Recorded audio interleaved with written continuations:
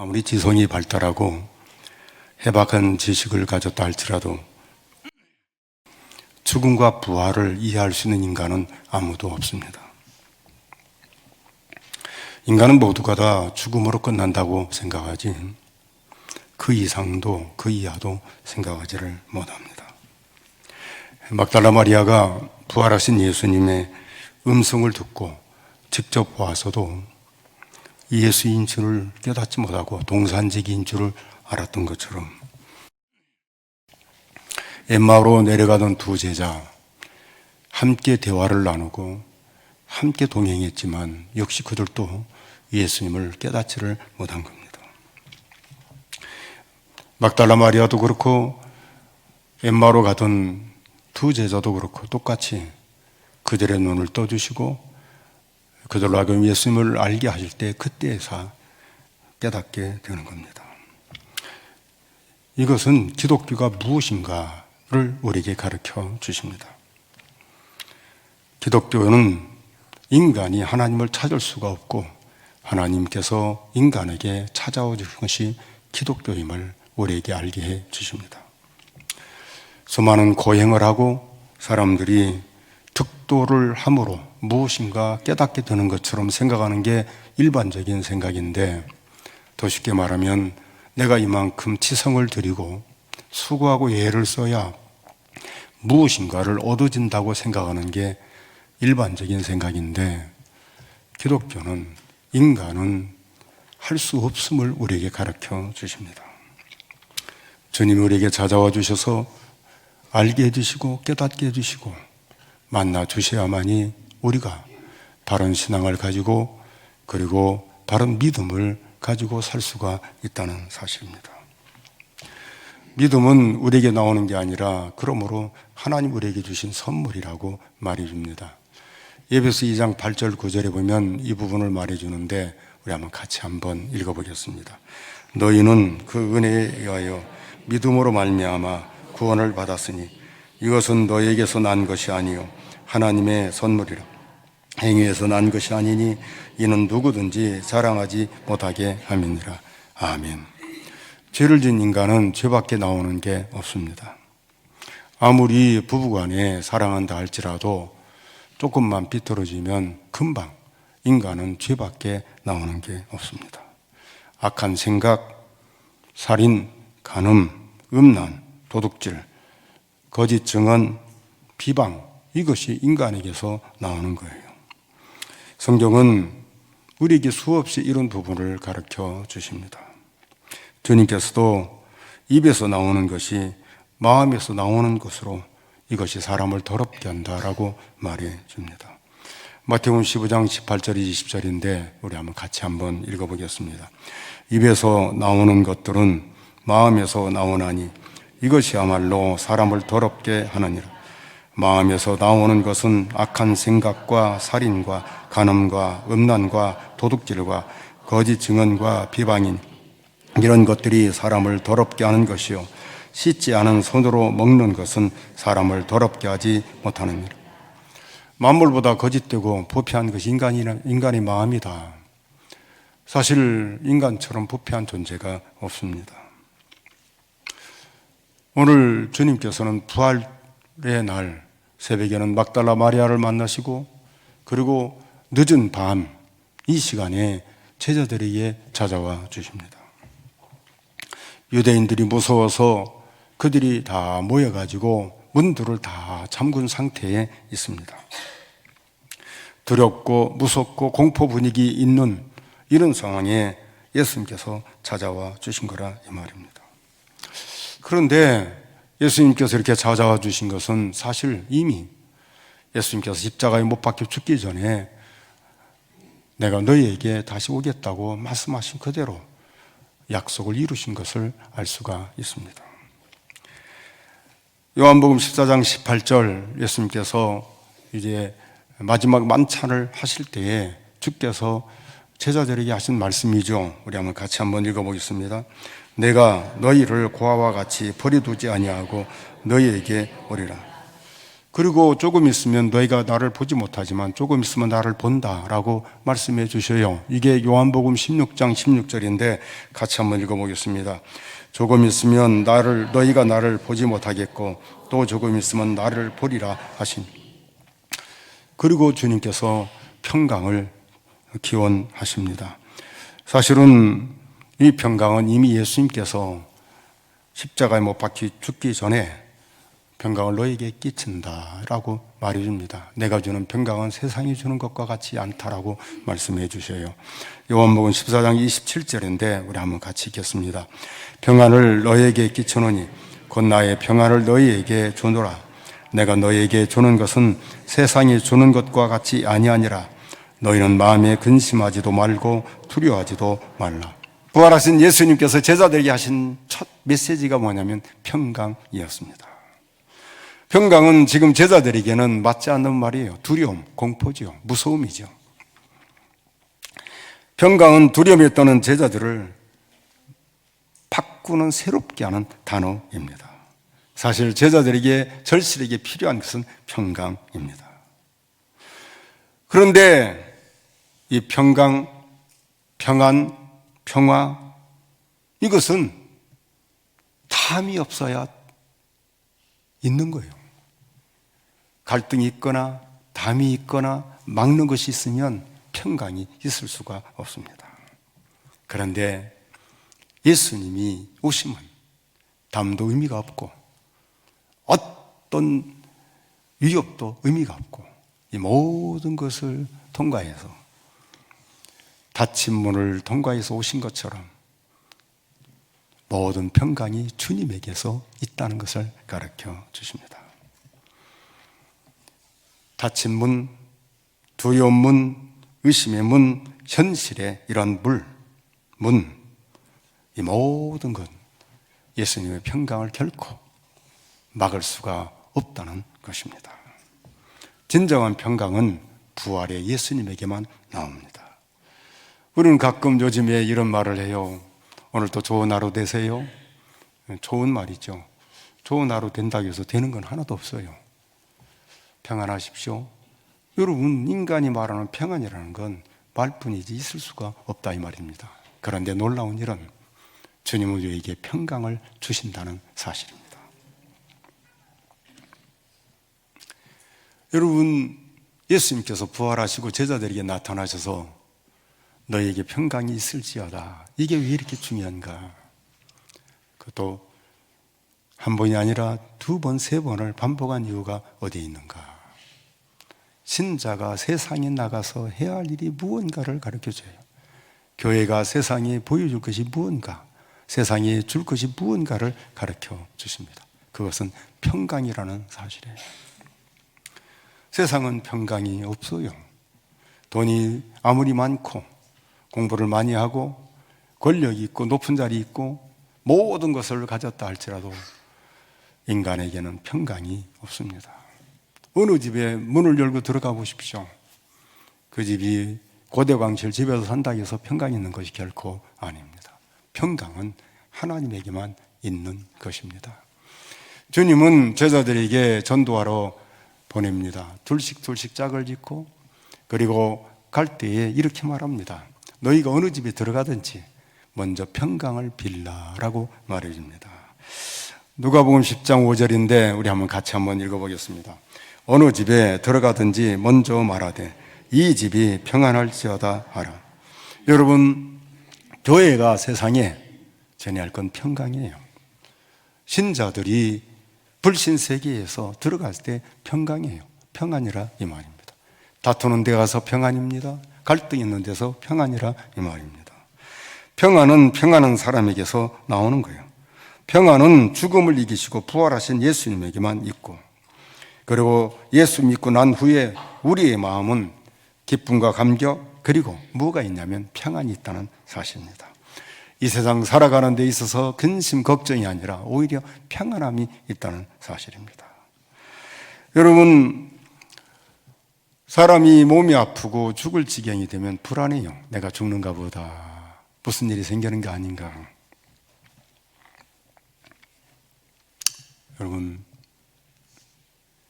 놀라운 일은 예수 믿는 그 사람에게 죽음에 임박한 그때에 어떤 마음을 주시는가? 평안이에요. 두려움이 아니라 평안이라는 사실입니다. 방금 전에 예수님께서 부활하시고 제자들에게 나타났을 때 손과 옆구리를 보여주시고 그걸 보고 기뻐했다라고 말해줍니다. 여러분, 왜 손과 옆구리를 보여주셨다고 생각합니까?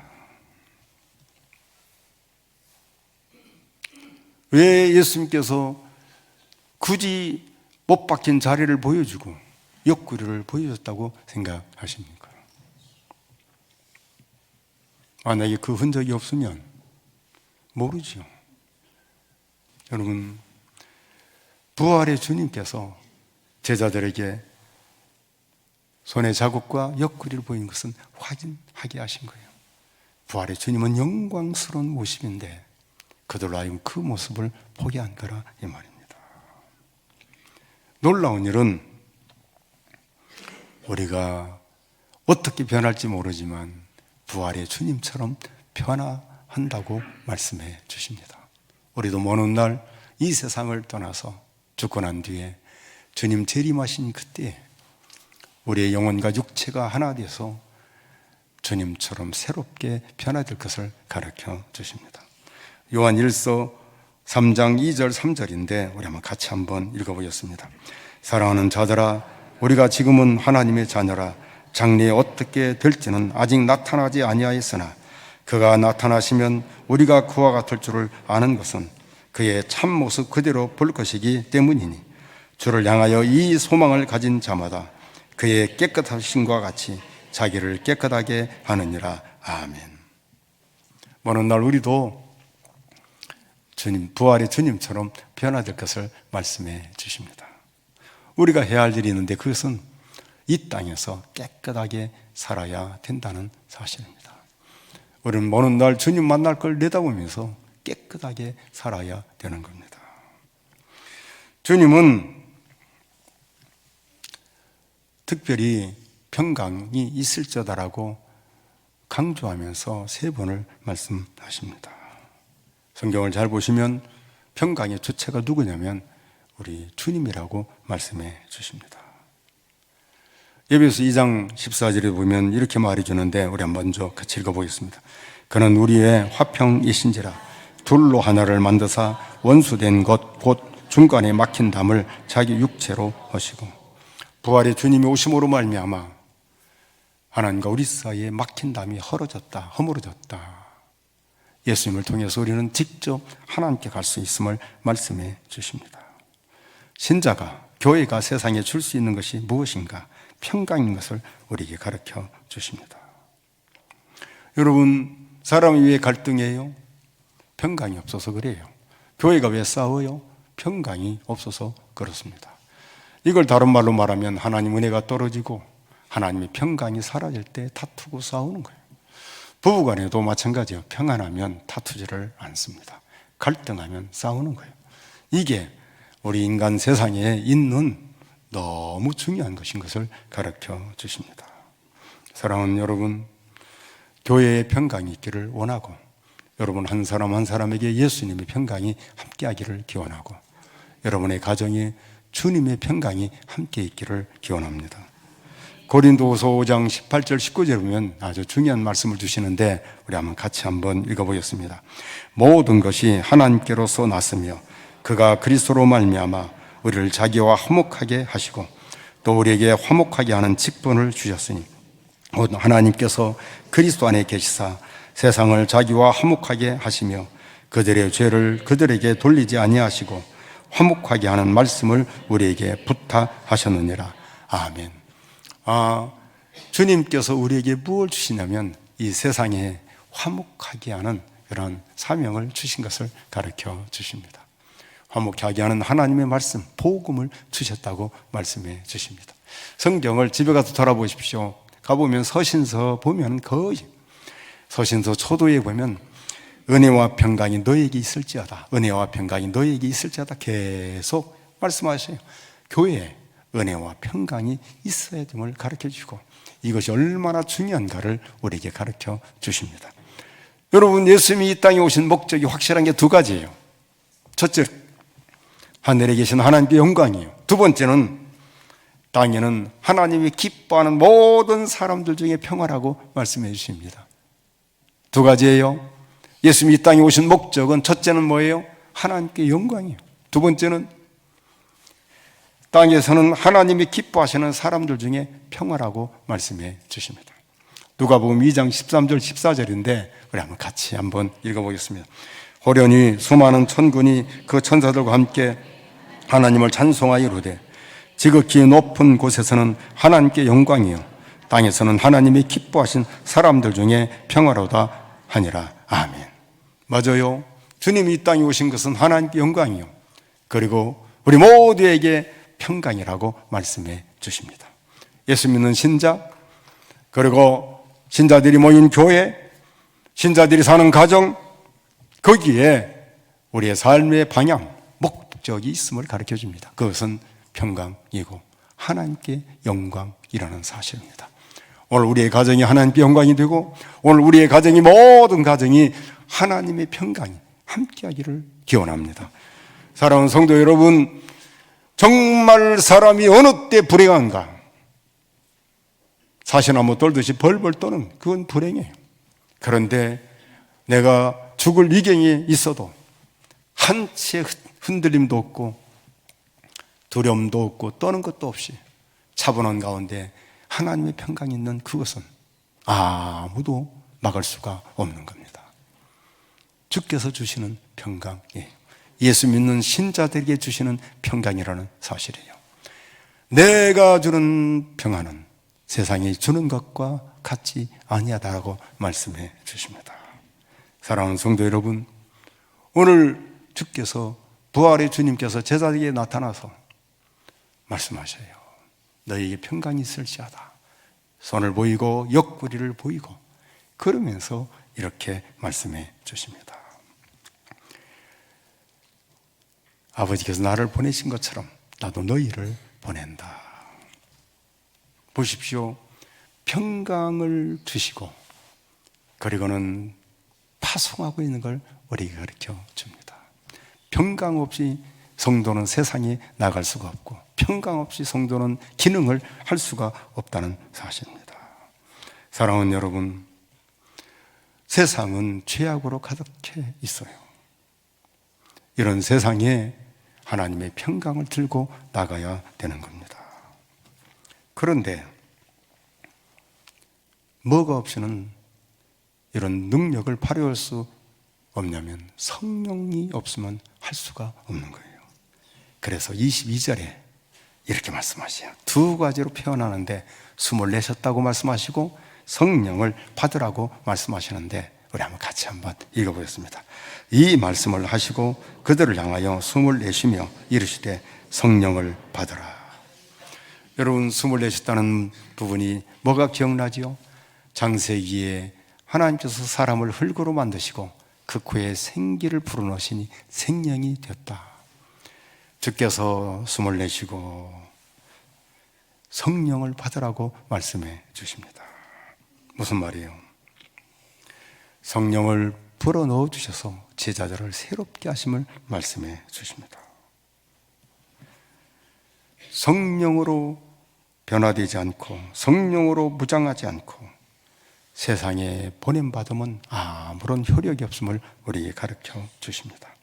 성령으로 새롭게 되며 성령으로 무장한 신자들만이 세상을 변화시키는 놀라운 권세를 가지게 되는 겁니다. 여러분, 이 성령은 사도들에게만 주시는 은혜예요. 그리고 오순절 마가 요한의 다락방에 성령이 강림하실 때 교회에 강림하신 것은 온 성도들에게 강림해서 복음을 전파하는 능력을 우리에게 부여해 주신 것입니다. 왜 사도들에게만 이 성령을 받으라 하고 주셨느냐면 뒷부분과 연결이 되는데 이게 23절이에요. 23절을 우리 같이 한번 읽어보겠습니다. 너희가 누구의 죄든지 사하면 사해질 것이요 누구의 죄든지 그대로 두면 그대로 있으리라 하시니라. 아멘. 이 부분을 읽으면서 무엇이 생각나냐면 가이사라 빌립보 지방에 가실 때에 예수님께서 제자에게 물어요.